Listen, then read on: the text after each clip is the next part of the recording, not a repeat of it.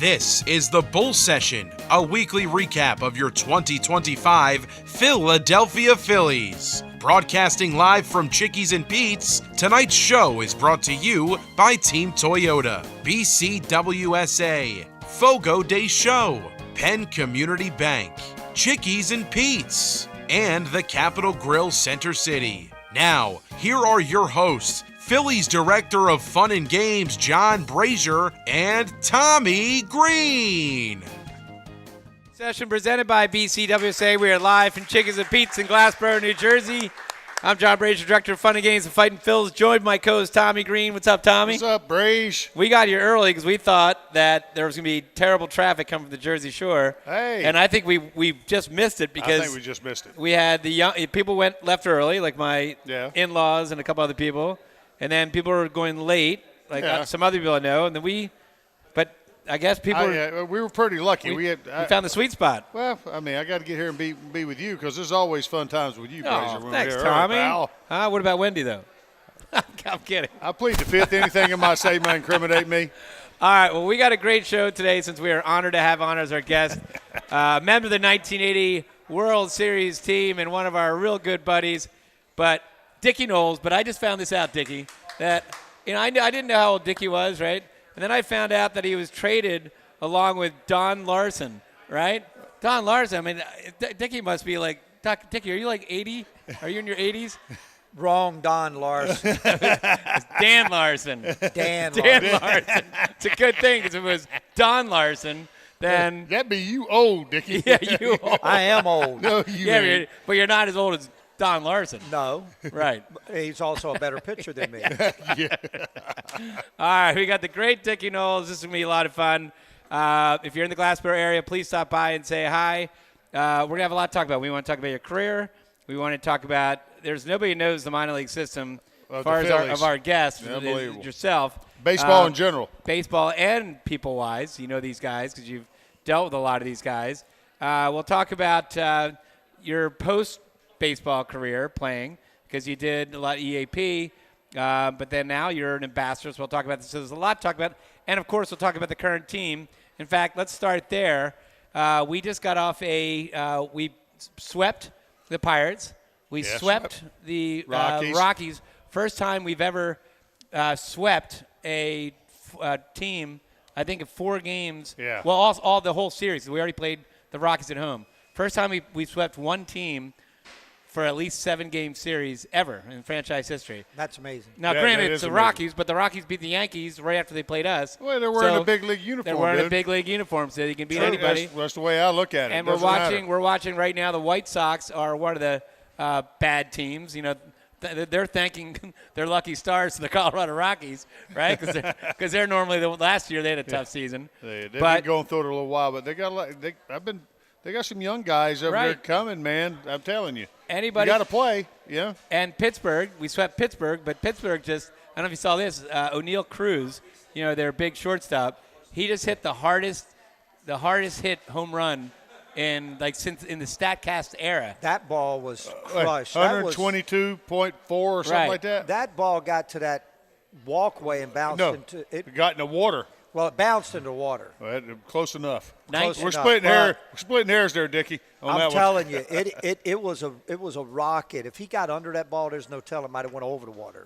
Right, and they've got Paul Skeens, which we beat. Right. They've got Charlie Hayes' kid, Cabrian Hayes. They got some young arms, man, in that system too. I thought Pittsburgh would be a lot better this year, but Reynolds, their guy that I liked a lot, seems to have gone south this year. Bram Reynolds, right? Yeah, I liked him a lot, and. Brian. Yeah. And I just thought they were going to be a lot better. I thought Cincinnati and Pittsburgh would be battling all year for that division. And here comes my Cubbies, and they're there. How about them guys, man? Yeah. Well, and then you got to play the games, man. Every year's a little bit different. Some guys make a step up. Tucker made a big difference on that ball. I mean, yes, he did. And you throw a big guy in the middle of that lineup that it gets those guys in front of him, behind him pitches. That's a huge thing. Amen. Yes, sir. And then we had the A's, and we won the first 2 games. And the A's are a good team. I mean, they got some good young players in Rooker and Butler, and they've got some good pitchers. And really should have been a sweep. Unfortunately, Strom had a tough 9th inning. Couldn't hold down the save. He was a little short during the ninth, I thought. Yeah. What I saw, velocity-wise, a little bit. He was a little short. I don't know. I mean, you start using guys early a lot, and we're counting on him. You got to give them the rest when they need it, So I'm hoping they. I think that's going to be the department they're going to be looking for. I wonder how it is playing at a AAA ballpark, though, being a major league team. You heard the comments by Zach Wheeler. Zach Wheeler said that the mound. The mound felt like concrete when he's landing, right? Oh. I just don't understand how you can motivate yourself the same way with that big stadium and you come in every night and I mean, they got to motivate themselves. They're major league players, but I always wondered about that. You're playing at a AAA ballpark. Yeah. The other guys are playing in a spring training ballpark, A-ball ballpark. But I think that was AAA ballpark. Yes, it was. Yeah. Yep. So I mean, look at some of the compared to looking at that field and then comparing to what we played in when we come up.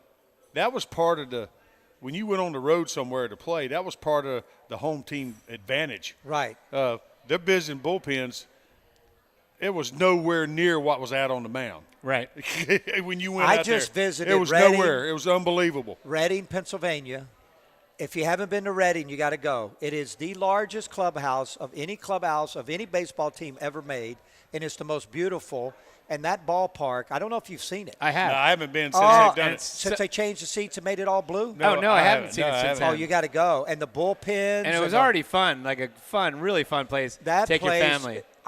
I heard when we were over there the other day, Carlos Arroyo, my good friend, your good friend. Yes. We went to visit it because he was a Phillies for a long time, pitching coach, 46 years in the organization. We went up there to look at the Reading. It was raining. We couldn't play golf, so we went up there. And he was appalled, and I was appalled, and I seen it last year. And I could not believe it, and we're getting ready to leave, and Carlos made a great statement. He goes, "You better not ever rehab Bryce Harper here." And I go, "Why?" He goes, "He won't want to go back." Oh, right. Or he'll go back and say, "Hey, Middleton, you got to make that for us." Right, John Middleton's going to get a lot of suggestions. Awesome. Right. All right, so let's talk about the team now because obviously we are at Memorial Day, obviously, and we are 1/3 through the season. Yeah, so, like a third through the season. So the assessment, obviously, we have the best record in the major league, so obviously the assessment's going to be good. Let's break it down in different parts. So we'll start with the offense. Now, again, May has been much different from April, but looking at it in an overall point of view, Rob Thompson mentioned that they're going to change their approach. They're going to try to be more patient, try not to do less swinging outside the strike zone. What are you seeing? Are you seeing a different approach from these guys, and how effective do you think the offense has been? Well, me and Tommy talk about that a lot. I think the offense has been so much better, but if you go back in April, we were ready to bury the offense again and getting on them because Turner wasn't hitting. Right. Turner's a big part of the offense, so when he started to hit, he's the top of that lineup, man. Especially foul line to foul line, right? And not they don't need home runs. They'll get their home runs. Harper hasn't started hitting homers yet. No. But I think this lineup, I'm different than a lot of other people. A lot of people say this lineup's really good 1 through 4, and then the back half has to pick it up. The back half of our lineup's as good as any back half lineup. We had the baseball. stat yesterday. We had a radio show yesterday, Baseball Insiders, and the 7, 8, 9 hitters were second in baseball in a lot of the major offensive stats. See, there you go. Right, and we keep saying we got to get a center fielder, we got to do this, and you know what? By the way, that's why you don't listen to all the radio guys, Brazer. Well, I'm not listening. I'm just saying that's what you hear. But yeah, the Marsh throws the guy out. Did Marsh's throw freak you out? I mean, I'm watching it, and it's a one-hopper there, but they said 94 miles. I mean, yeah, we got 2 center fielders, but Marsh's throw, I've seen Marsh here for how many years now? Right. And I knew he had a decent arm. That was a cannon. Yeah. Cannon. That was a great and then the other ball right there. And then Rojas, we were talking about yesterday, we needed just Chris Berman to make that call. Oh, yes. Because he was rumbling, bumbling. And then he made the unbelievable catch, right, which is huge. Right? I mean, so. That was a great catch. Yes, it was. I think, too, what was the big topic of conversation?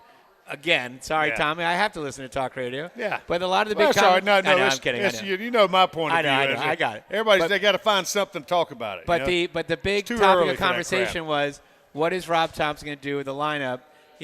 Is Kyle Schwarber going to be the leadoff hitter? Are they going to move him away?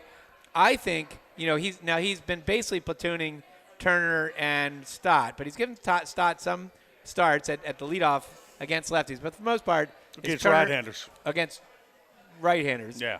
No, I'm saying Stott. He's allowing him to hit sometimes a little bit against lefties. Yeah, okay. A little bit. He's experimenting a little bit, but mostly it's Turner against lefties and it's Stott against righties.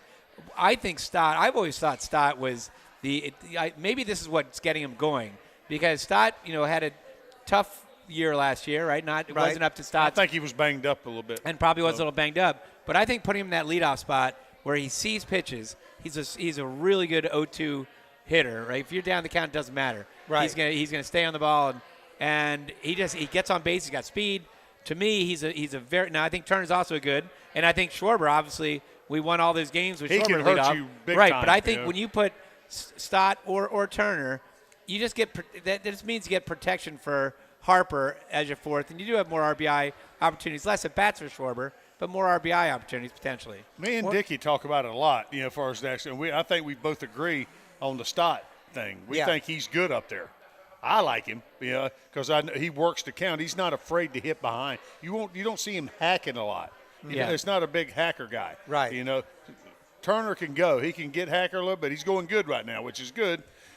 And one of the main things that you hit with him a little bit we were talking about is our cut down, stats you did yesterday was to cut down on strikeouts as a team this year than what they've did in previous years they have. We're all big better. time. We advanced big time. It's been a huge adjustment. Thing I've noticed is Turner's been able to hit behind the Stott runner a lot more than he showed his first year here. It seems to do that at will. Just hit the ball when Stott's on, just hit the ball right through that hole. Yeah. I didn't like moving I was one of the guys that said, I don't want to move Schwarber out of that leadoff spot. I like him there too, but we win. But, man, I love him in the 4-hole now. I do too. I really my do. God, them RBIs. And I think it makes our team way better with him in the 4-hole. Oh, yes. I do too. Oh, yes. You got to give Robbie Thompson a lot of credit. And I think Castellanos is liking it too. Yeah. He'll like it too in the bottom. As it's said and done, Castellanos is going to hit too. So. Yeah, and if we can Kepler had the huge home run on, Saturday? How about that one? He turned that one around, boy. He's got some big, he's a big boy. Very strong. Strong guy. And I know, 2023, he had that monster year with the Twins. He's a guy he's a very good outfielder, very good fielder. Well, great guy to fit in on a team from everything I heard, too. Yep. That's y'all would know better than that than me, but Brazer, you hit it. You said it right. We're a third of the way through the season. We got 2/3 of the season left. These guys, he gets hot. He could hit 20 home runs or more. You could have Kepler, seven Kepler guys. He gets hot. He could do that. So you could have 7 guys on this club with 20 or more. Yeah, when you break it down. Yeah, but JT, he's looking better now. Well, that's the thing. We've done. We need JT to be JT. Yes. But we've done really well with. You just keep throwing guys out at second. Now Harper's, Harper the last 10 days been Harper. Right. Not full power, but it's been Harper. He's going doing the very other well. way. Yep. Right. So if you get Harper to get going, like we know he can, or maybe just continue what he's doing the last 10 days, and then you get Real Muto to, right? Right. Because we've had Schwarber's been picking up the tab and Turner and. Bohm's starting to turn it around. We're getting guys that are clicking, but the scary part is once Harper really starts carrying this team, that is scary. Look out.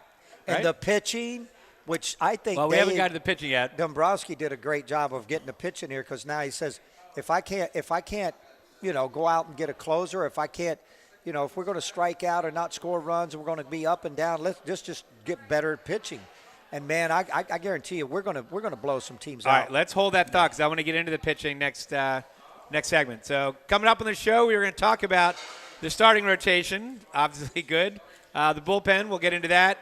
And at some point, Dickie knows a lot of the guys in our minor league system, especially Mick Abel, who will be up at some point. But I want to get your assessment on Mick Abel, Andrew Painter, some of the young guys that we can expect to see pretty soon. You're listening to the Bull Session presented by BCWSA. We are live from Chickies and Pete's in Glassboro, New Jersey. Hi, it's Pete from Chickie and Pete's. Our selection of seasonal cocktails make any meal better. Come sip and enjoy our bourbon cherry lemonade made with small batch bourbon, muddled fruits, and refreshing juices. What a winner! Is fruit your flavor? Try a watermelon shandy cocktail. A smoky grapefruit with mezcal and fresh lime. Or sip and enjoy a very martini. All pair perfectly with our seasonal menu features. Come sip and enjoy at Chickies and Pete's. Head out to Dion Square, located at South Oxford Valley and South Olds Boulevard, to get all your essentials in one place, with the following businesses ready to serve you: Pat Dion Beverages, CVS Pharmacy, Hair Cuttery, Smile Culture Dental, Biomat, Liberty Auto Tags, Pennsylvania Fine Wine and Spirits, Lee's Hoagie House, R&J Smoothies and Juices, AutoZone, and First National Bank and Trust of Newtown. Make Dion Square your one stop for all your shopping needs at South Oxford Valley Road and South Olds Boulevard in Fairless Hills.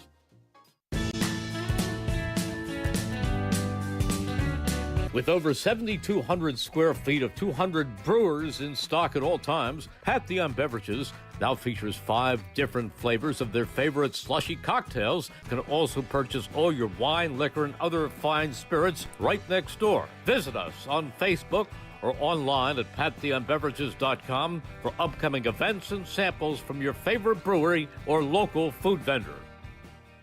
Think banking hasn't changed? Think again. At Penn Community Bank, we've been helping communities thrive for 150 years. From our nationally recognized Access Checking that offers the peace of mind of no overdrafts, to student and free checking plus options with perks that will make you wonder what you did without them, like early direct deposit, overdraft grace, and Zelle. Learn more at PennCommunityBank.com/products. Penn Community Bank. Here we grow. Account and feature terms, restrictions, and conditions apply. Ask for full details. Member FDIC. We now return to Chickies and Pete's for the Bull Session. Once again, here are your hosts, Phillies Director of Fun and Games, John Brazer, and Tommy Greene. All right, we are back to the Bull Session presented by BCWSA, live from Chickies and Pete's in Glassboro, New Jersey. I'm John Brazer, joined by co-host Tommy Greene, our guest Dickie Noles. You can watch on video stream, WBCBSports.com, or our YouTube page, WBCB Sports. So check that out. All right, Director of Fun and Game, Brazier. Director of Fun and Game, John Brazer, right? Yeah. And Sports. we are, yes, it is. I'd like to say so myself. We're Great Dickie. title. Now, Dickie, we were talking about before we went to break. We went through the offense for the most part, but let's talk about, because the starting pitching, we have had the most quality starts of any team by far in Major League Baseball. I think it was 28 if I read it correctly. I mean, we have got guys. You got Zach Wheeler, who the way he's pitching, knock on wood, is that he is, if he pitches like he has, again, we're 1/3 of the way through, then, stats-wise, he could be, he's running into tough luck for the Cy Young, right? Because Chris Sale, and then it was Corbin Burns, I believe. Which he should have won. Yeah. Right. So Zach Wheeler right now, his a lot of the really good pitchers are in the American League. Max Fried is having a great year with the Yankees. Yes, he is. You have some other guys.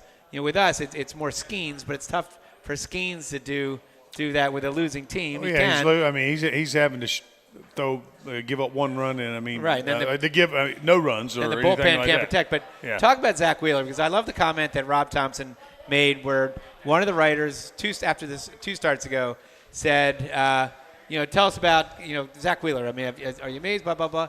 And Rob Thompson said, well, you can just take the same quote for the last 7 starts, and that's right? Because everything I've said about Zach Wheeler is what I said the last 7 starts. Yeah. In other words, he's so consistent.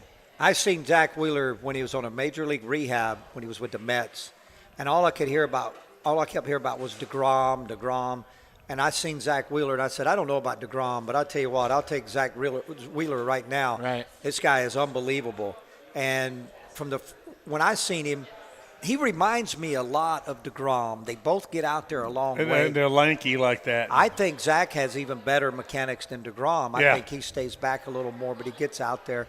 The thing I like about Zach Wheeler, and the thing Zach does so well, is he paints as a power pitcher, but he doesn't try to. He just pitches, and he just happens to have the best stuff in the National League. And the maturation is come to pitches that he's added. The pitches that he's added. Added over the past year and a half. It's been pretty impressive. And every now and then he'll come in here. Oh yeah. Nobody comes in there. Right. But every now and then he'll come in regard. there, and it's usually running on your butt too. Yeah, well, that's the way it's got to be. I don't think you can. I was always a firm believer you can't jack around on the inside part of the play. No, you got to know what you're doing. You got to go. You got to get it in. If you miss in. Right. You don't miss on the dish. You miss, and that's right now to me. that's what was Noles' issue was when he missed over the plate. Right. With his repertoire of pitches. I mean, that's and they want solo homers are solo homers. I don't give a crap about those things. But it's the other ones that bang you up, and he tended to give that up. It's been a long time since we've seen a guy like Zach Wheeler for that long of a period be that consistent, if you really think about it. He's special. Super special. And the older he gets, seems like the better he gets. And as you it's said, like wine, ain't it? As you said, he's old school because he pitches, he's pitching. He's not throwing, right? As you said, he's going inside. He's got, he can be a little nasty, right? Yes. And he's got a full arsenal. It's almost like a Greg Maddux with a little more with power. With power. He's a Greg Maddux with power, right? Super consistent. Can basically paint wherever you're going. All right, so we got Zach Wheeler. Then we'll go Sanchez. Now Sanchez, he had a little issue with his control the other day, his command. But Sanchez is the same thing. He's matured. He's bulked up. He's bigger, stronger. You probably saw him down in the minor leagues when he was sent down.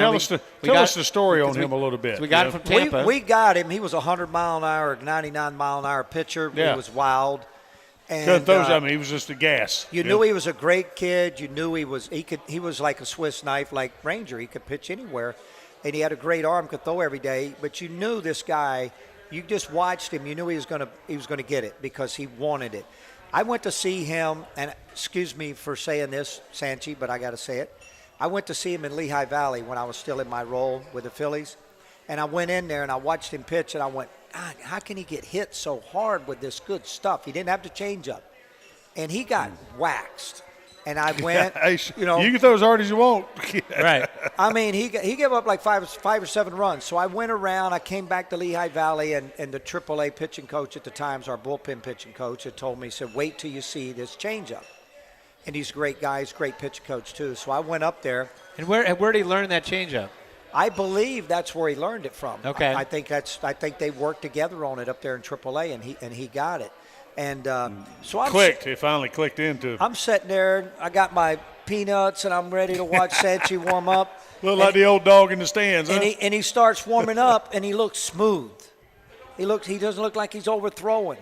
And he proceeded to strike out. I don't know how many he struck out. I thought he was striking everybody out that night. But that changeup, every changeup he threw that night, they swung and missed. And I went, whoa. Yeah. This guy, as a matter of fact, I went on Chickies and Pete's over there on downtown when we did this show, on the Bull show. And Bull asked me, would Sanchi be the fifth starter? And I said, I don't think so.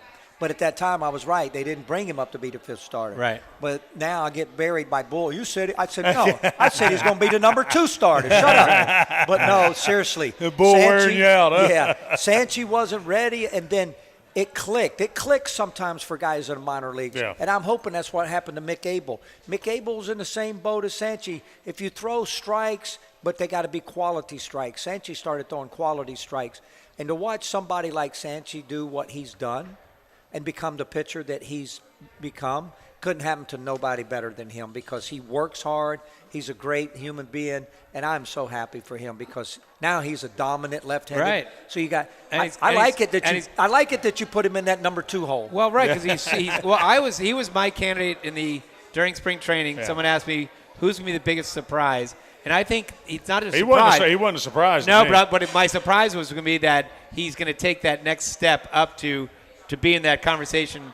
You know who the surprise was Luzardo. Well, Luzardo, big time. Yeah. Plus, we'll get into him. Yeah, let's switch over to Luzardo. So Luzardo, what I love about Luzardo is that Dave Dombrowski found. Look, we saw him pitch against us. We knew what type of arm he had. He pitched in the game 1 when we played against Tampa played against the Marlins a couple years ago in the playoffs. The guy, and he frustrated us when he's always pitched well against. Always pitched well against us. He had some injuries last year, and Dave Dombrowski took a chance on a guy who's 1-year deal, right? And it was someone who's back injury last year. And that's a big thing. You don't realize how a back injury can affect you. Right, and we had to give up talent. We gave up Starlin Cava, right? Real young international shortstop, and another one. But when you look at who else was in the trade market was Crochet with the White Sox going to Boston. Right. And the Boston gave up like some high-end multiple talent to get Crochet. Now, Crochet is pitching very well, but I think if you had to look back, you'd say, I'm going to do the Sanchez deal Luzardo trade deal because Luzardo's just been unbelievable. And talk about learning a new pitch. You talked about, whatchamacallit, Sanchez with the changeup. How about Luzardo? Last year did not throw a sweeper. Did not throw one sweeper. That's amazing. And now he's getting 40. Well, what do you want to call it? 47 We got new names for different pitches. We knew. I call it a hard curve, like a and a slurve, slurve, right? and Yeah. they call it a sweeper sweeper. too. But I'll tell you what, that's made him dominant against left-handed And it- hitters. 47% strikeout rate. You know the Well, thing you know what? about him. You know what I talk about? It's almost, it's like it almost sometimes act like lefties a Right, little bit. right. It buries down that. Right. It really does. And, On those right-handed hitters, and, right. And he called it a slider, but that's a hard hook. It was a hard hook, man. Luzardo's an athlete, and when you watch him, like the last game that he pitched, it looks like he was, he got a tough break in that game. He should only give up one run maybe, but once it seemed like he put the pedal to the metal and started saying, okay, right now I'm not going to let you guys get another run. It seemed that way. That's what was impressive about it. You give up 3-3. Okay, that's it. I'm in there. Let's he go. He kept his team in the ball game, right? To give him a chance to come. And to win it. Throwing 98. Yeah, right. Smooth. All right, let's go to Ranger. Now, Rangers looks like the Ranger that we saw, the great Ranger, right, from a couple years ago. Especially after the first start. And he kind of reminds me of Luzardo a little bit, and that is his composure, his mound presence, right? Just looks. It's Ranger. Ranger. He looks like he's just like on a walk in the park out there pitching. Nothing bothers him. Big league baseball. He was like that in the minor leagues. Ranger. The thing I like about Ranger is he's always been a pitcher, and he can make the ball go this way and that way. And Ranger, if you're a left-handed pitcher in the big leagues and you can throw right-handers on that inside corner and dominate it, you're going to win. And he can hit that inside corner on a right-hander as good as anybody since Jamie Moyer. Right. He runs that ball right in there, and you see more hitters when he's on and when he's right. The right-handers do this, and they don't even swing. Strike three, see you later. Right. Yeah. He brings that ball right back on that inside corner. That's Ranger's key pitch right there, to be able to throw the fastball into righties and to be able to not miss over the plate with it. And be able to flip that curveball up there when he was behind in the count. We got great pitchers. Yes. Listen to what we're talking well, about. Even they're not throwers, they're pitchers. And then Taijuan Walker's has held his own. A lot of people are saying, oh, man, Taijuan Walker's in the rotation. He's got to fill in for blah, blah, blah. And Taijuan Walker's been very good, better than we could ever think. Now, you got to give him a lot of credit because it had to have been tough last year. He's a professional. He's had success. And next thing you know, last year he was, by his own standards, was not good. And he heard the boos. He probably read about what they said about him, and he went back and he worked his butt off in the offseason, and he came in with the attitude that I'm going to contribute here, and boom, he's been out of the bullpen, rotation. He's been everything we could ask for. He's mentally tough, I'll tell you that. Yeah. To play in this town, to Yes, go what he went you through, have to be. and still be right. And he was right on the top step, high five, and I know everything. that. His attitude's great. his teammates. having an great. attitude like he did. He's mentally tough. Yeah. And I've noticed you can see the difference in the way he finishes his pitches now compared to last year. I think he's just more aggressive. He's more aggressive through it at the end. He's using those a little bit more, better, a little bit longer stride too. And he's got a little velocity, which then makes his just splitter better. The velocity, I've seen guys that doesn't add velocity, but they add life at the end of the pitch. It does something different. Right. That equals basically velocity. I'll take life. I'll take life over velocity any day. All right. When we when we come back, let's talk. We haven't talked about Nola. I know he's hurt right now. He had a ankle issue, and that could have affected his last two outings. And he's probably not ready for rehab yet. Might not even do a rehab. Probably won't. We'll probably see, but we might get him back in a week and a half. There's no rush, especially with everyone we're talking about. You got to make sure that guy's right. If you're going to put him back in that rotation, you got to make sure that guy's right. Yeah. So them legs, man, you got to have it. You got to make sure you have it. So we'll talk about Aaron, but also what I really want to get into is let's talk about Mick Abel, because, Dickie, I know you've got a very good personal perspective of Mick Abel, and let's talk about Andrew Painter, because that's another one we could be getting in about a month and a half or so. So we'll go through that, and then I also want to talk about some of the young kids that, Otto Kemp. I mean, you got to give us a little bit on Otto Kemp, because you look at some of the stats. Otto Kemp, man, he's dominating. I wish I knew it. You know him? I love him. Do you? Well, hold on. We haven't talked a lot anybody. Save your thoughts for Otto Kemp. We'll all get that when we come back. You're listening to the Bull Session presented by BCWSA. We're live from Chickies and Pete's in Glassboro, New Jersey. Hi, it's Pete from Chicky Pete's. Our selection of seasonal cocktails make any meal better. Come sip and enjoy our bourbon cherry lemonade, made with small batch bourbon, muddled fruits, and refreshing juices. What a winner! Is fruit your flavor? Try a watermelon shandy cocktail. A smoky grapefruit with mezcal and fresh lime. Or sip and enjoy a berry martini. All pair perfectly with our seasonal menu features. Come sip and enjoy at Chickies and Pete's. Head out to Dion Square, located at South Oxford Valley and South Olds Boulevard, to get all your essentials in one place, with the following businesses ready to serve you: Pat Dion Beverages, CVS Pharmacy, Hair Cuttery, Smile Culture Dental, Biomat, Liberty Auto Tags, Pennsylvania Fine Wine and Spirits, Lee's Hoagie House, R&J Smoothies and Juices, AutoZone, and First National Bank and Trust of Newtown. Make Dion Square your one stop for all your shopping needs at South Oxford Valley Road and South Olds Boulevard in Fairless Hills.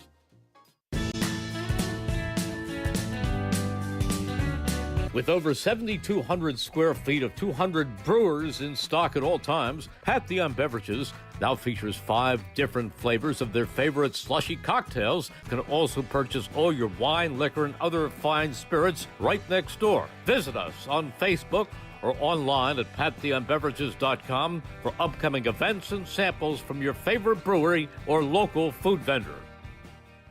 Think banking hasn't changed? Think again. At Penn Community Bank, we've been helping communities thrive for 150 years. From our nationally recognized Access Checking that offers the peace of mind of no overdrafts, to student and free checking plus options with perks that will make you wonder what you did without them, like early direct deposit, overdraft grace, and Zelle. Learn more at penncommunitybank.com/products. Penn Community Bank. Here we grow. Account and feature terms, restrictions, and conditions apply. Ask for full details. Member FDIC.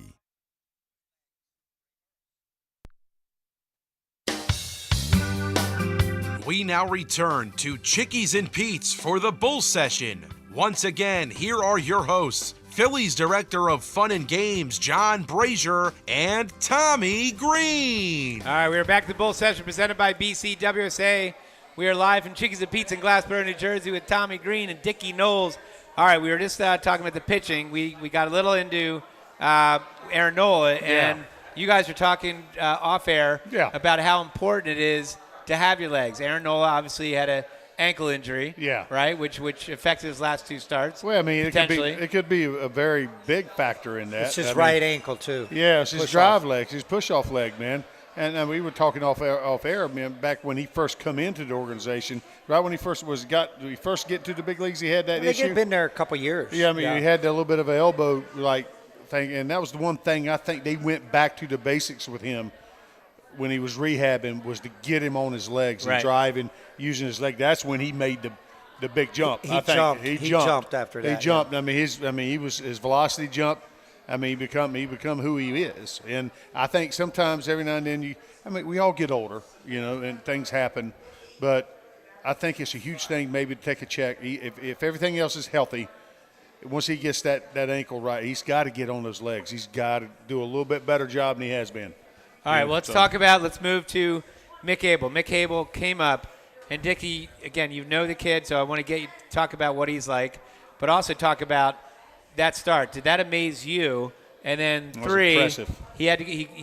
Rob Thompson told him ahead of time that no matter what you do, good or bad, you're going down to the minor leagues. We want more development down there, and we, at some point we would love to use you, and it could be sooner than later. But talk about what that's like, for him to have great success his initial MLB debut. And what do you think it's like to have to go down there, knowing you're going down there, but, as the mental side of that. So talk about Mick Abel. Well, somebody asked me tonight before he pitched, what do you expect? I said a lot of strikeouts. I'd seen Mick Abel and Painter, and I was with Preston Mattingly sitting in Lakewood, New Jersey, and I'm sitting there going, I can't wait to see Painter. And Painter comes out, he dominates, strikes out a bunch of guys. The next day, Mick Abel went out and pitched better and dominated and struck out like 7 out of 9. And so we went to eat that night, and I said, I don't know which guy I like better right now. Right. So that's a compliment to Mick Abel, because Andrew Painter's the best-looking young pitcher I've ever seen since Gooden and Clemens and Tommy Greene. No, I'm serious. Right. I've said that. That's what I said. I seen Tommy as a youngster. Those 3 guys, when I seen them, I seen Clemens and Gooden in the big leagues at 19 and 21, whatever it was. I've seen Tommy in AAA. But I want to tell you something. Mick Abel, I followed him. We all started saying if he could only throw strikes, if he could only command the ball, why can't he do it, blah, blah, blah, because he's athletic, looks like he can. Sometimes pitchers mature different. Everybody's not going to be like, everybody's not going to be like Painter, 19 years old, throwing 100 miles an hour and painting. Yeah. Mick this year had a good start and started. What is that? There's confidence. Confidence. I think you got to be comfortable before you have confidence, and I think he got comfortable this year with himself and his motion and his delivery. Will George is a scout that I always get calls from. Good friend of mine. Yeah, and the only thing I know, he was calling me all the time. I just seen Mick Abel. Joe Jordan went up there and said, I just seen Mick Abel. Wow. So everybody already knew in baseball, and I'm sure the Phillies did a great thing, and Robbie Thompson and Dombrowski and the people that got together said, this guy deserves a chance right now. We got a chance. Let's give it to him. And he's hot. And I think he deserved that shot. And I they don't had care. that spot open for him. That night, day. he was going to beat anybody. Yeah. I mean, he was electric, 98 miles an hour. Breaking ball was command great. of everything. Yeah. And does it mess with his mentality, knowing that he's going down to AAA or not really? Well, we seen Mick the night before. I was with Corey's family in the Navy Yard, so Mick came in, his family came in. And I think Mick Abel that night says, tomorrow's my major league debut. I ain't leaving. Yeah. I mean, you got to think that way. Right, you have to. And yet they told him that, but I still think his mentality was, shoot, I'm here. I'm going to make something Gotta happen. make a hard right decision. now. And you've heard me say it. Chris has heard me say it. And you've heard me say it. You get a chance, stick your foot in the door and don't let it shut. He did that. He put did that foot in the door. I would imagine they left that ballpark talking to each other on the way home going, Yes. hey, guys, I don't know about this. I don't know. Well, We're sending this boy back down. How do we do I don't that? know. And he put that thought in their head. You can book that. And that doesn't do nothing but help you in the future as it goes forward. Right. But they knew where he was. They knew where he was. And you hate to say, not just with the Phillies organization, but with it's out there for other people. Yeah. How do you think I got here to Philly? Yeah. Same thing happened to me. And tell us what he's like as a person. I know he grew up in Oregon. We drafted him out of high school. Right, Oregon or Washington? Oregon, I think. Well, Oregon. I don't know where he's from. I mean, for West Coast, to be honest with you, but a lot of times I don't know where the players are from. I should, but I just know who they are, and I watch them. And I'm going to tell you, over all the years that I've been here, Mick Abel and Andrew Painter are not only good, great athletes, and Painter's a tremendous athlete, but they're absolutely great people. Yeah, they work hard. They're great people. And that makes it even more fun for somebody in the minor league system to see great people come in and they work hard like that. Work hard that and are show good people. up, and they're never late. They're on time. They do their work. You never have to say, "Hey, Mick, come on," or "Hey, Andrew, come on." You don't worry about those guys, right? You know? All right, let's talk about another guy we mentioned during the last break, Otto Kemp. Okay, let me give you some stats. Let me give you some stats. On him. Listen to these stats. Now this is for all of the Phillies minor league players. Yeah. Now you have Lehigh Valley, you got Reading, you got Lakewood, you got Clearwater, and then down you also have rookie ball and right. Well, you named the right ones. Right. So of all the players that have played in that, in the Phillies organization, Otto Kemp is number one in plate appearances. Right. He has 228 plate appearances. Justin Crawford, Dante Nori, Rincones, Arun Escobar, Mercado, okay? Hits. Otto Kemp has 61 hits, leads all of our minor leaguers. Justin Crawford's right behind him at 60, and Arun Escobar. Now, that's a guy who's in single A. You'll be hearing about him, second baseman, built like a little fire plug. I believe he's related to Acuna, right? But he's third. Another guy down there, Buddy Kennedy, who had some major experience last year, and Eduardo Tait. That's a young catcher. That's the catcher. I think he just turned good-looking catcher. He just turned 20. That's the catcher of the future. Runs. Guess who leads our minor leagues in runs? Otto Kemp. Otto Kemp. He had 42. And then it's Justin Crawford. We got smart tonight. Arun Escobar. Blah, blah. How'd you get so smart, Brazer? Who do you think leads our minor league system in doubles? Otto Kemp. Otto Kemp. You guys are really good. Chris, we're getting real smart, huh? He's tied with Keaton Anthony. All right. How about triples? I'm going to say Wrong. Crawford. Justin Crawford, 3. All right, how about home runs? Otto Kemp. Otto Kemp has 12, and Arun Escobar 8, and Tait 7. Again, this is all right. RBIs. Otto Kemp. 44. The next guy, Buddy Kennedy, has 29. How about that? Wow. That's man's own. He gets right. them in. Hit by pitch. Otto Kemp. Otto Kemp has 15. Arun Escobar 7. All right. Total bases. All right. How many? Okay, my next question is how many have our pitchers hit when he's played? Otto Kemp ain't moving. Otto Kemp has 115 total bases. In comparison, the second best guy, Arun Escobar, is 81. Justin Crawford's 80, and Tait 76. So it's almost like tells you the 4 top prospects of the Phillies. Otto Kemp is batting average. He is 3rd. Justin Crawford's 328. Keaton is 321, and Otto Kemp's 319. So it's getting it done, man. Yeah, and last one is Arun Escobar, 427 on base percentage. Otto Kemp 425 slugging percentage. Otto Kemp 602. Arun Escobar is right below him. So he's OPS. Literally name a category other than triples. Where's he play at, Dickie? What position? He plays a few positions. He's like a Swiss knife too. Is he? But yeah, he can play Second base, third base, outfield. Yeah, and he played some left field, second base, third, and you could put him first base. Yeah. How big is he? He's not that big. Okay. He's probably 6'1", 190 pounds. And Tommy, he was undrafted. We Yeah, signed him undrafted. as a minor league free agent. How about that? Yep. Wow. Minor league free agent. That's And someone who's just something. getting it done. And he came into the organization saying, I ain't going to play like that. And we have, when you look at what Marty did with him down there in Clearwater, and Marty told me down there. Marty Malloy, the manager, told me. I call him Hard Marty, just like the other. Got another Hard just Marty. Like that we know. Hard Marty. But Marty Malloy's a great baseball man, old school guy. And Marty told me, says, "You see all these guys out here. Which one you think which one you think that I'm talking about?" When he gave me a bunch of things, like this guy's this. And I looked around and I went, "No, that ain't it." I looked around. I went, "No, that ain't it," because you had Crawford, you had all the prospects there. And I said, "Well, who you talking about?" He goes, "Otto Kemp. Remember that name."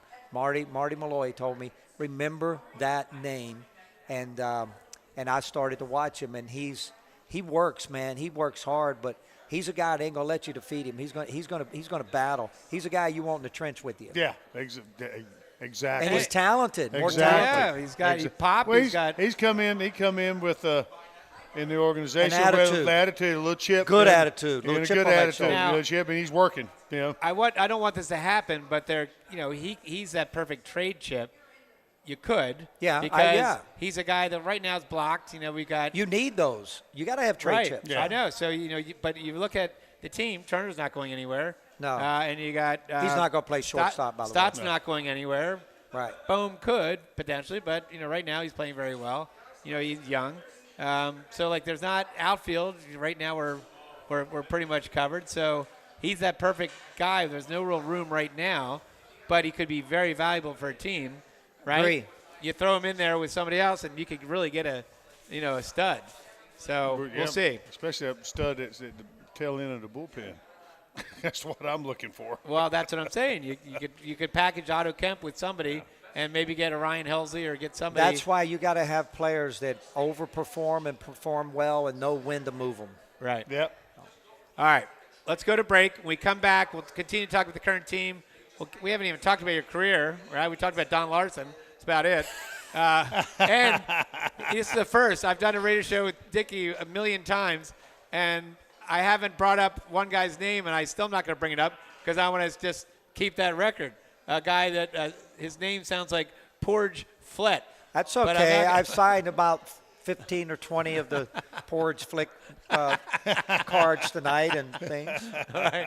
Because you don't really have a history with Porge Flett, do you, Dickie? No, I have no idea what you're talking about, but I know it's got to be funny. I don't even. All right, coming up in the show, we won't talk about Porge Flett. We'll talk about everything else with our guest, Dickie Noles, Tommy Greene. You listen to the Bull Session, presented by BCWSA, live from Chickies and Pete's in Glassboro, New Jersey.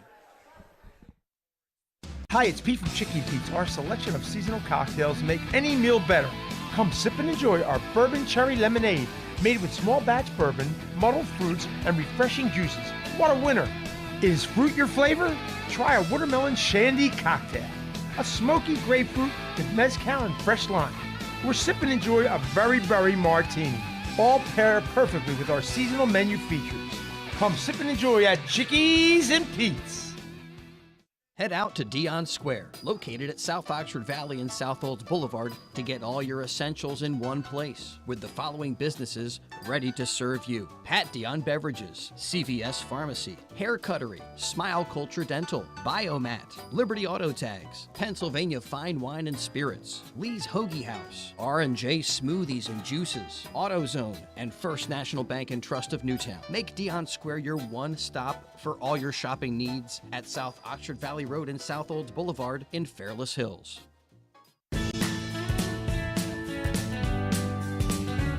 With over 7,200 square feet of 200 brewers in stock at all times, Pat Dion Beverages now features 5 different flavors of their favorite slushy cocktails. You can also purchase all your wine, liquor, and other fine spirits right next door. Visit us on Facebook or online at patdionbeverages.com for upcoming events and samples from your favorite brewery or local food vendor.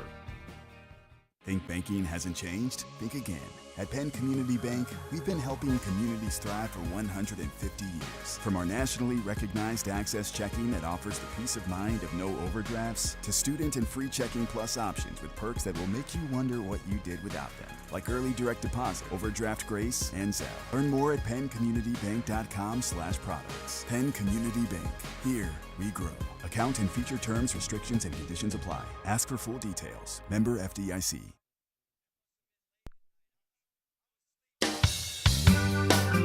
We now return to Chickies and Pete's for the Bull Session. Once again, here are your hosts, Phillies Director of Fun and Games, John Brazer, and Tommy Greene. All right, we are back to the Bull Session presented by BCWSA live from Chickies and Pete's in Glassboro, New Jersey. I'm John Brazer, joined by co-host Tommy Greene, our guest Dickie Noles. You know, I love Fun and Games. I really like this location right here. I do This too, is a man. fun time, Me too. Right? Comfortable seats. We got a great waitress. We coming here next Yes, week? we do. I would love to come. That Come means back. Tell them to set it up, Braze. Yeah, set it up. You're the big cheese. right now, this is number one. This is my favorite right here. So, all right. And maybe it's a company that we all have here. Yeah, So. I have to admit that is one of the main reasons because we got It's Dickie good company. Good Dickie Knowles, All one of my right. dear friends. So tell you Love him what, to death. we start a homestand tomorrow. It is the Braves coming in for 3 games. How about that? And guess who we get to see? Never make me any happier than to put a whooping on them boys, Well, man. guess who we get to see tomorrow Even though night? I love Brian Snicker, I do. We like get him. to see tomorrow night? Guess who we get to see tomorrow night? You mean pitching? Yes. Well, we get to see Ranger. And who else do we get to see? Who's pitching against Ranger? Strider. Strider. So we have Strider. Almost forgot about him. versus Swirl. Well, he just came back injury. What So is it? Stride- Quadzilla? Strider. Quadzilla? Quadzilla with the tightest pants in the league. Yes, exactly. Well, I don't know. That boy from the Dodgers that got traded Oh, who was it? with tight pants, too. I can't Went to remember. Boston. Snell? No, not No, Snell. no. The guy, the right-hander, pitched in the World Series last year. Pitched so well for me. Signed as a free agent with Boston. I'm drawing a blank on his name. I'm getting old. I am too. I don't Right-hander. know. Had the Tommy John. Look it up.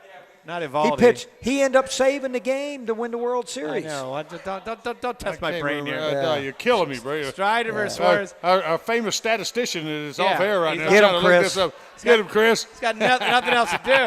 All right, then we have on Wednesday night, we have Smith Shawver, right, versus Wheeler. That'll be a good one. And then we got Chris Sale versus Sanchi. So that's gonna be a that's good gonna one. be a good series. And then Good we series. get then we That'll get be Milwaukee coming in with Reese Hoskins. It was Milwaukee. I was right? It was Milwaukee. We got Reese Hoskins coming in. They're not having a great year, but again, Walker Buehler. tight pants also. all you had to Ferris's say, brother. all you had to say was Bueller. Bueller. Bueller. You would have had it. I There's couldn't think of Bueller. his name. Yes. How about that? So we got 3 games. How about versus him getting tossed the other day? Did you see that? Hoskins? No. Bueller. Oh, Bueller. He got tossed. Second or third inning. Yeah, second or third. Second inning. Yeah. It was, I would have got, I mean, that umpire kind of coming out there like Shouldn't that. have came out. He shouldn't have Umpire, came no. like he instigated that. But how he missed that pitch, I have no idea. Right down the middle. He missed Catcher it, dude. stood It up wasn't even quick. on the corner. Catcher Catcher stood was up come real up, quick. but he had to know that was a strike. Yeah. So All right, Dickie, a couple things. Again, I'm not going to mention, but we will talk about how you were in 1979. You were basically made your debut, right? 1979, July the 4th. Yep, July 4th. July the 5th. Got called up July the 4th, yes. And then a year later, year and 2 months later, you're pitching in the World Series. I mean, what was, you weren't a veteran right at that point. You were young. What was that like pitching in the World With Series? curly hair. Where did that come from? Well, you had to look like Marty Bystrom too. You know, it's awesome because that's what you dream of. Me and Tommy, Right. I'm sure we growing up, that's all you ever dream of is North playing Carolina in a World boys. Series. I always dreamed of being in a World Series in the 7th game, hitting a game-winning walk-off home run. I didn't dream of pitching, but when I it's a funny thing. I was sort of the same way. I was like, yeah, you wanted to be a hitter. Yeah. Here's the funny thing. We get in the World Series. We've been through this playoff, which is some people say is the greatest playoff ever that played. Houston It's series one of was the- unbelievable. That It is. series, I 4 remember of the watching 5 high school. games go to extra innings. Best series I've Nolan ever Ryan seen. versus Carlton for Game 5. So we get into the World Series, and you know the history. Phillies had never won one. Yep. So we get into the World Series, and we're in Kansas City, and we won the first 2 games. They won a game, so we're in Game 4. I'm sitting in the bullpen, and me and Saucier is kind of mad because he got us up every game in September. It seemed like we're in all these games. Oh, he dry humped you, huh? Yeah, we're pitching. We're pitching down the stretch in September. I thought he we're dry pitching humped you. we're pitching in the playoffs, and now all of a sudden we get to the World Series, and neither one of us got in the game yet. So I'm sitting there, and me and Sauce are sitting there, and I see that Goodyear blimp going around. I go, I know my folks are watching this, and I'm in the big leagues. I want to get in the World Series. Well, we didn't know that LC, his father was ill, and I think his father had passed. I think so, and LC just wasn't himself, and he goes out in the first inning, and he's in trouble, and they said, call down, get Noles and Saucier up. Well, me and Saucier, we get up, and we start throwing, and Iris gets the phone call, and he goes, which one of you are ready? I go, I am. Sauce goes, you can't be ready. You go 5 pitches. I said, I'm ready. I don't care about getting loose. I'm going in. Yeah, you And snooze, you lose. so that's why I went in the game, because I said, I'm ready, and Right. he wasn't ready. So, going in the game, and That's so you too. I wanted to pitch.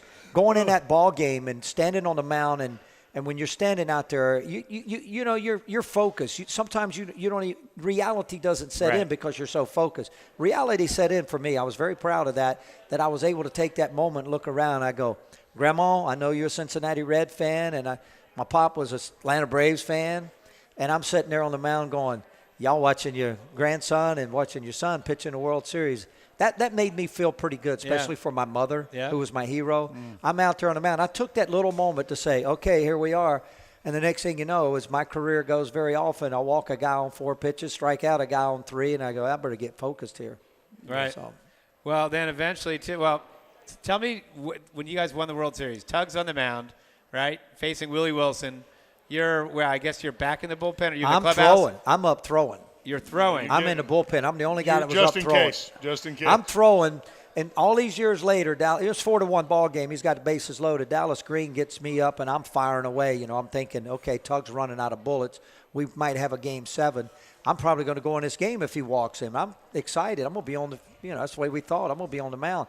20 years later, 25 years later, I'm having dinner with Dallas down in Clearwater, and he goes, Pie, you were not going in that game unless he gave up a grand slam. And then I was going to put you in the game because I had to save him for tomorrow night. Right. I go, why'd you tell me that? No, you could have kept that to yourself. So I'm throwing, so I don't get to Dallas. see That's anything. Dallas, though. But you also were probably the least nervous person that wearing either a uniform or watching on TV or watching in the stadium, right? Because you actually had a task at hand.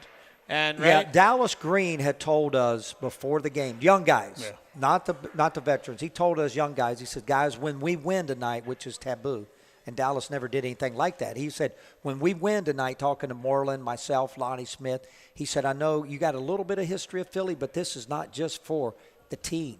This is for all the city and all the years these great fans have never won. So when we win tonight, take a moment to check it out. And if you watch me, I'm running in from the bullpen. Wait, hold on. Before that spot, so you said you were warming up. So he strikes out Willie Wilson. What were you pitching at that point, or did you stop and look through the? I stopped and watched. You stop and watch the pitches. So when he struck him out, we all took off and went through that plexiglass. Right. but I could outrun everybody in the bullpen. Right, I could run. So I'm running in to get to the pile. I left them way behind. Right. And then all of a sudden I remember what Dallas said, and you look at the video, you see me running in. I'm leading the pile, leading the bullpen anyway. And I turned and I stopped and I looked, and it was phenomenal because we started that game with maybe 65, 66,000 people. By the end of that game, I guarantee it was over 70 because everybody and their mother that lived around there was letting people, all the ushers, hey, look, we're going to win. People were coming in, and it was the horses. There's nothing like the vet. the horses. All the horses on the warning There's track. nothing And like they the wasn't. vet. Them dogs were what? The dogs were the rough part. I had a dog barking at me, and every pitch I would throw, he would, start barking, and the cop would have to hold him back. And I looked at the cop like, hey, I'm working here. Get that. Right, right. But they were all lined up in the bullpen. There was nowhere to go. You know how that bullpen was. Where are you going to put them? They're all around us. There's the dogs nothing like the vet with that many people in it down there. It was nothing But what like that. a great moment for Philadelphia history because we finally won. We finally won a World Series. They'd been waiting all those years, and to see the happy faces on people, I still remember. Well, and then the parade.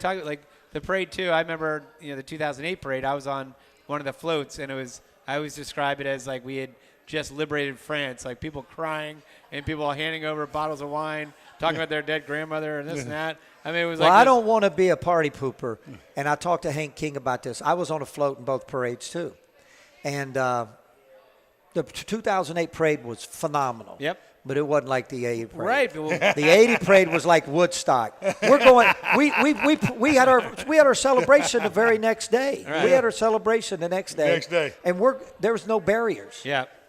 We had to stop several times. Fans are right up beside us. Tug had used the bathroom, jumped off the back of the float. The fans gathered around him. Right. Women, men, it didn't matter. They gathered around him so he could go use the Right. bathroom Right. like they do Tiger Woods when he hits Right. an errant shot. It was unbelievable. Only Tugger. But it was a seat. I think both parades were extremely similar. I think the first parade that we had in 80, we'd heard about the Flyers parade and all this. But I think the 80 parade didn't stop. It wasn't like in 2008 we went to the ballpark. 2008 afterwards, everybody got in their cars and went home. Nobody went home in 1980. Right. Yeah. Because we didn't go home, they didn't go home. Right. We could not get to our cars. We could not get anywhere. So we went to Bobby Walk's house, walked across the parking lot. Captain, I call him Captain. Right. Bobby Walk had his uniform on. That's why he kept his uniform, because they didn't give us our uniform. But just the people were lined up. We had 100-something thousand people at JFK. There were so many people on the streets that you couldn't move. And then I couldn't get to my hotel room. We were staying at the Hyatt at the time, which was the Hilton then. No, the Hyatt then. So we couldn't get up. Lonnie couldn't get up there. Marty, we couldn't even get to our room. So finally we went over to Bobby Walk. He had a place down the street at one of those row homes, so we went over there and had to stay there that night and then get up for the parade because we never could make it to our room. All right, Dickie, we have 10 seconds to tell me. 10 seconds. 10 seconds. Pete Rose, does he eventually get into the Hall of Fame? I hope so. Okay. You think he will? I'm not sure, but I hope he does, But Yeah. All right. Well, you heard it there. And that wraps up this week's Bull Session presented by BCWSA. I'd like to thank my co-host, Tommy Greene, our guest today, Dickie Noles, and our server, Callie, and our on-site engineer, Chris Ermer. Thanks also to Pete Cherokee and the great staff, the rest of the great staff here at Glassbury, New Jersey for hosting us tonight. We're going to be back next Monday. I'll be back. You won't, Tommy. No, I will we not. got Mickey Morandini. Mickey Morandini. And we are Chickies and Pete's in Malvern, PA. And we've got, you guys will both love this, we have former Phillies world champion outfielder, a big key part of that Houston series and Royal series, Greg Gross. Also our hitting coach as well. So until then, have a great week. And as the late, great Harry the K says, We're out of here.